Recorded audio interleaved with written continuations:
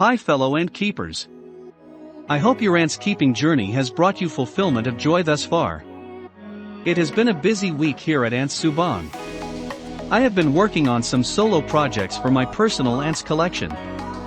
Many colonies have been growing fast, tremendously. I am planning to keep pace with their growth by custom making outworlds and nests out of materials I ordered online.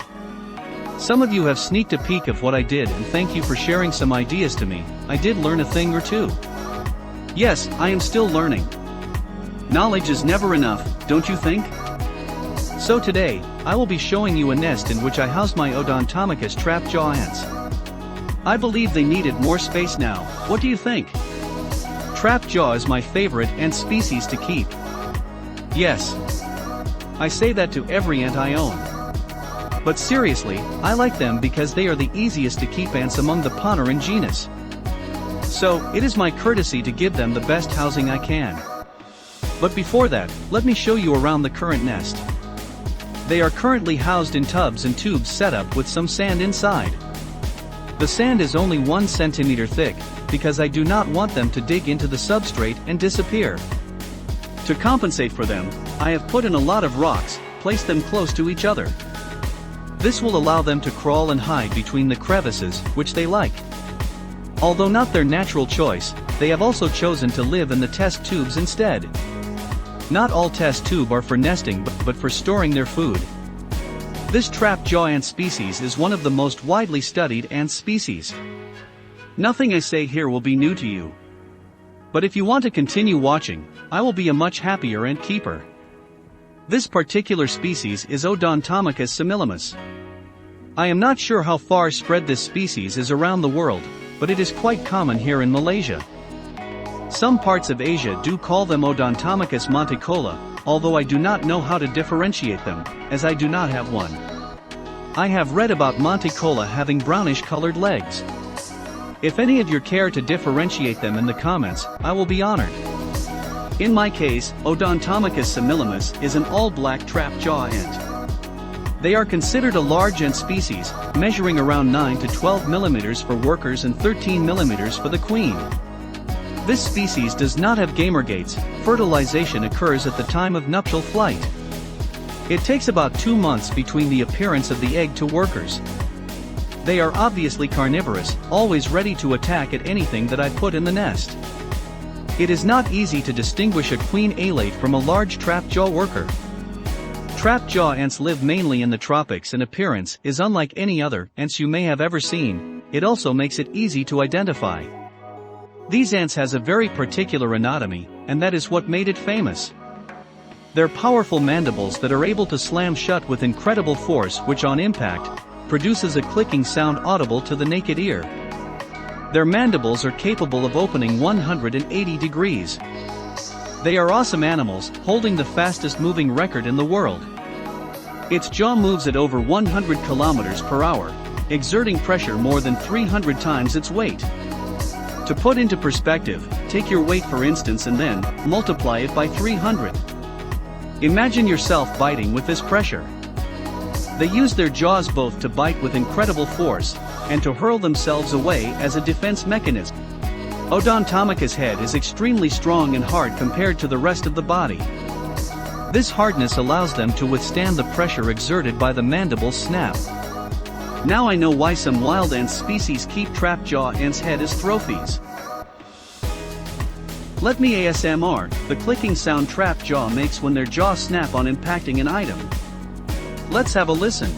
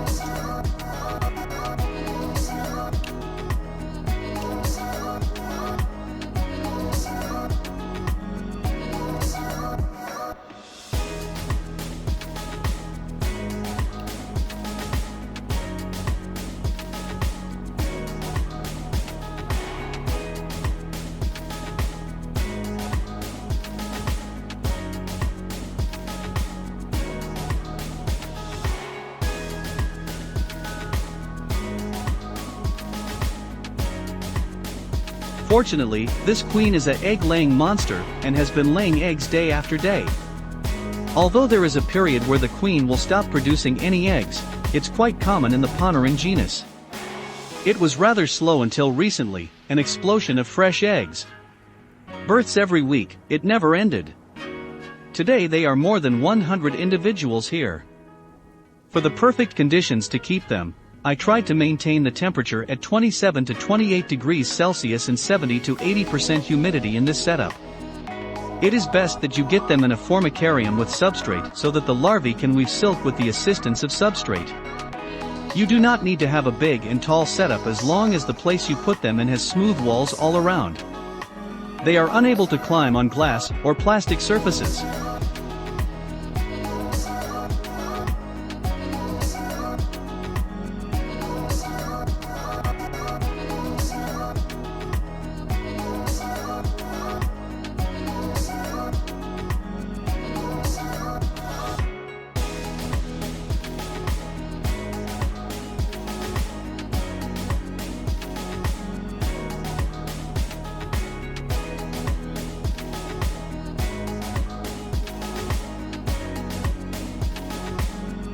Odontomachus similimus remains a fairly simple ants to care for when the colony has grown into a decent size. As long as they have protein in good quantity, but depending on the size of the colony. For sugary liquids, just throw in a small piece of apple. I tried giving them sugar or honey water, but they just refuse to drink it and pile heaps of sand on it. Their larvae eat a lot, so it is necessary to increase the amount of food as more larvae hatch. Yes, they do have stingers, and trap jaws are dangerous ants. They are also able to sting rather strongly, not like a diachama or a tetraponera either. It is still very unpleasant, and it lasts many hours, followed by a red patch for 2 to 3 days. They have a good sight. But I am more fearful of diachama than them. Let me show you what I mean. Here, I have found a volunteer, my assistant, and a brave one to show you this experiment. When you put your fingers into the nest, all they do is to attack, by using only their mandibles. Not one will sting. They do not sting unless absolutely needed. Unlike diachama, once you put your fingers in, they will immediately lunge at it, and you will be stung, without warning. They are nicknamed Asian bullet ants, for a reason.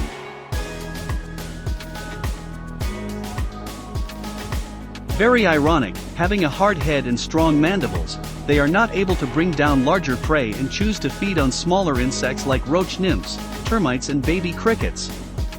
I am very certain if they use their stingers more oftenly, it will make them a formidable ant species. As you can see here, they are trying desperately to attack this worm, but the trap-jaw ants somehow have forgotten to use their stingers. Wild established colony are usually found living underneath dead wood or piles of debris, so it's quite easy to discover them, but expect about 200 ants per colony with a lot of high-speed biting that could happen all at once. The nests are not large, usually around half a meter span. If you do come across a new Odontomachus queen, I've covered in detail in my previous video on how to raise a founding queen and what you should expect. To simplify, they are semi-claustral, preferably provide a forage area. Feed freshly killed live food. From 1 to 10, 10 being the hardest. I will rate it at 9. It is difficult to raise a founding queen due to their diet. The next time I feature this trap-jaw colony will be in their new setup, and I will make a video in the future. Hope you find this short video amusing. We have reached the end of this video, till we meet next week. Thank you for watching, and Subong.